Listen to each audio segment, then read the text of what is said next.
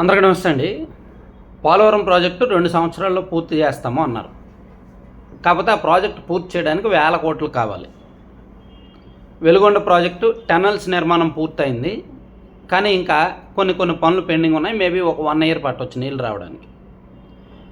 ఉత్తరాంధ్ర సుజల స్రవంతి కానీ, ఇటు రాయలసీమలో గాలేరు నగరి హంద్రనేవ కానీ, సోమశిల కానీ, రాళ్లపాడు కానీ, ఏ ప్రాజెక్టు తీసుకున్నా సరే ఒక 70%, 80% పనులు అయ్యాక చివరి 10%, చివరి 20% పనులు అవ్వడానికి సంవత్సరాలు గడిపేస్తున్నారు. సో ఇట్లా శాశ్వత ప్రాజెక్టులు ఉండడం మంచిదే. దాని మీద ఆధారపడుతూ ఇప్పుడు పోలవరం పూర్తి అవ్వట్లేదు అనే కదా పట్టిసీమ కట్టారు. పట్టిసీమ ద్వారా నీటిని ముందుగానే ఇచ్చారు. అట్లా ఇప్పుడు రాష్ట్రంలో నీటి ప్రాజెక్టుల మీద ఫోకస్ పెడుతూనే చెరువులు రక్షించడం చాలా ఇంపార్టెంట్. నేను గతంలో కూడా ఇదే ఇష్యూ మీద ఒక అనాలిసిస్ చేశాను. ఇప్పుడు ఇంకొంచెం డెప్త్గా చెప్తా. రాష్ట్రంలో అసలు చెరువుల ఆక్రమణలు చాలా దారుణంగా ఉన్నాయి. కేంద్ర ప్రభుత్వం దీని మీద ఒక 4 సంవత్సరాల పాటు అధ్యయనం చేసి ఒక రిపోర్ట్ తయారు చేసింది. దీని మీద రాష్ట్రంలో 1,13,425 చెరువులను కేంద్ర ప్రభుత్వ ఆధ్వర్యంలో ఒక టీం పరిశీలించింది. రాష్ట్రంలోని 1,13,425 చెరువులు పరిశీలిస్తే అందులో 2,032 చెరువులు కంప్లీట్గా ఆక్రమణలకు గురయ్యాయి అని గుర్తించారు. పర్లేదులే, 1,13,000లో 2,000 చెరువులు అంటే పర్లేదు కదా అని మీరు అనుకోవచ్చు. కంప్లీట్గా ఆక్రమణలకు గురైనవి ఇవి.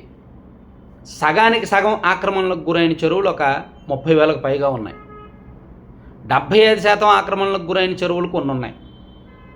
ఇట్లా రాష్ట్రంలో నిజంగా మనకి పొలాలకు నీళ్లు కావాలంటే, సేద్యానికి నీళ్లు కావాలంటే పెద్ద పెద్ద ప్రాజెక్టులు కట్టడం తర్వాత, కానీ మన ఊర్లో ఉన్న చెరువులు మనం కాపాడుకోవాలి కదా. ఇప్పుడు ఒక 100 ఎకరాల చెరువు ఉంటుందండి. దానిలో వర్షాకాలంలో పడిన నీళ్ళ ద్వారా భూగర్భంలోకి ఇంకితే భూగర్భ జలాలు నెక్స్ట్ వర్షాకాలం వచ్చే వరకు గ్రౌండ్ వాటర్ బాగుంటుంది. కానీ ఆ 100 ఎకరాలు ఉన్న చెరువును కాస్త 30 ఎకరాలుగా మార్చేసిన చరిత్ర మనది. మన ఆంధ్రప్రదేశ్లో ఏ ఊర్లో చూసినా ఇప్పుడు నా ఏజ్ గ్రూప్ వాళ్ళు అంటే 35-40 మధ్యలో ఏజ్ గ్రూప్ వాళ్ళే చూడండి. మీ ఊరిలో చిన్నప్పుడు ఉన్న చెరువు విస్తీర్ణం ఎంత, ఇప్పుడు చెరువు విస్తీర్ణం ఎంత అనేది ఒకసారి ఆలోచించండి. మొత్తం ఎవరైనా సరే ఆలోచించండి. లేదా మా పెద్దోళ్ళు అయినా సరే చిన్నప్పుడు 200 ఎకరాలు ఉన్నది ఇప్పుడు 50 ఎకరాలకు తగ్గింది. 50 ఎకరాలు ఉన్న చెరువు 10 ఎకరాలకు మిగిలింది. 10 ఎకరాల్లో ఉన్న చెరువు 2 ఎకరాలు 3 ఎకరాలు మిగిలింది. అవునా కదా? కొన్ని చెరువులు పూర్తిగా పూడిపోయాయి. సో దీనివల్లనే గ్రౌండ్ వాటర్ తగ్గుతుంది. దీనివల్లనే ఎక్కువగా నీళ్ళు అందట్లేదు. సో అదే కేంద్ర ప్రభుత్వం ఇచ్చిన నివేదిక చిన్నదే, వాళ్ళు చెప్పిన అంశం చిన్నదే కావచ్చు, కానీ చాలా ఇంపార్టెంట్ సబ్జెక్ట్. మనలాంటి రాష్ట్రానికి చాలా ఇంపార్టెంట్ సబ్జెక్ట్. రాష్ట్రం మొత్తం మీద వాళ్ళు చెరువులతో పాటు కుంటలు, రిజర్వాయర్లు, సరస్సులు, చెక్ డ్యామ్లు, ఓట కుంటలు లాంటి 1,90,777 నీటి వనరులు పరిశీలిస్తే వాటిలో 3,920 కంప్లీట్గా కబ్జాకు గురైనట్టు గుర్తించారు. నీటి వనరుల్లో 75%కి పైగా ఆక్రమణలకు గురైనవి ఉన్నాయి. 50% నుంచి 75% వరకు ఆక్రమణలకు గురైనవి ఉన్నాయి. 25% ఆక్రమణలకు గురైనవి ఉన్నాయి.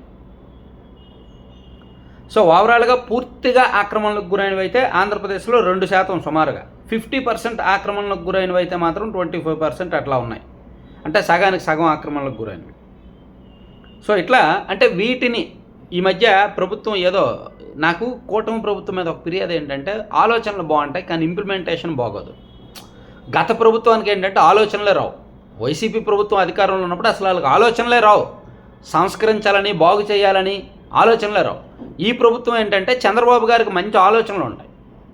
ఇప్పుడు సాగునీటి కాలువలు, ఇప్పుడు దగ్గరలో చెరువులు ఉన్నాయి, ఎక్కడైనా ప్రాజెక్టులు ఉంటే కాలువలు ఉంటాయి కదా, ప్రాజెక్టుల కాలువలు, ఆ కాలువల నుంచి చెరువులు నింపుతాము అని చెప్పి జూలై నెలలో ఒక ప్రకటన చేశారు. దాన్ని ఇప్పటికీ కార్యరూపంలోకి దాల్చలా. అది ఎక్కడా కూడా ఇప్పటికీ ఇంప్లిమెంట్ చేయలే. అది అయిపోయింది, కాలగర్భంలో కలిసిపోయింది. ప్రకటనలు, ఆలోచనలు బ్రహ్మాండంగా ఉంటాయి, కానీ దాని అమల్లోకి వచ్చేసరికి ఎప్పుడు జరుగుద్దో కూడా తెలియదు, ఎలా జరుగుద్దో కూడా తెలియదు. ఇట్లా రాష్ట్ర వ్యాప్తంగా అంటే ఈ రాష్ట్ర ప్రభుత్వం మీద ఇదే ఫిర్యాదు. సో ఇప్పుడు నీటి వనరులు మనకి ఉన్నాయి, కానీ నీటి వనరుల్లో నీరు లేదు. ఆ నీరు లేకపోవడానికి కారణం కబ్జాకు గురవడం, ఆక్రమణలకు గురవడం. అది ముందు తగ్గించాలి. ఇప్పుడు మనం బుడమేరు ఆక్రమణల గురించే ఒక 15 రోజుల పాటు మాట్లాడుకున్నాం, వరదలు వచ్చాయి కాబట్టి.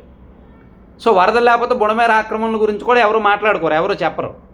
అలా రాష్ట్ర వ్యాప్తంగా కూడా లక్షలాదిగా చెరువులు, కుంటలు ఇవన్నీ కూడా ఆక్రమణలకు గురయ్యి వాటన్నింటినీ తొలగిస్తే గ్రౌండ్ వాటర్ బాగుంటుంది. అప్పుడు మనకు పోలవరం ప్రాజెక్టు ఇంకొక 5 సంవత్సరాలు లేట్ అయినా పర్లేదు. నీటి ప్రాజెక్టుల మీదే పూర్తిగా ఆధారపడరు, స్థానికంగా ఉన్న నీటి వనరులను వాడుకుంటారన్నమాట. ఆ మేరకు ప్రభుత్వం చర్యలు తీసుకుంటే మంచిది.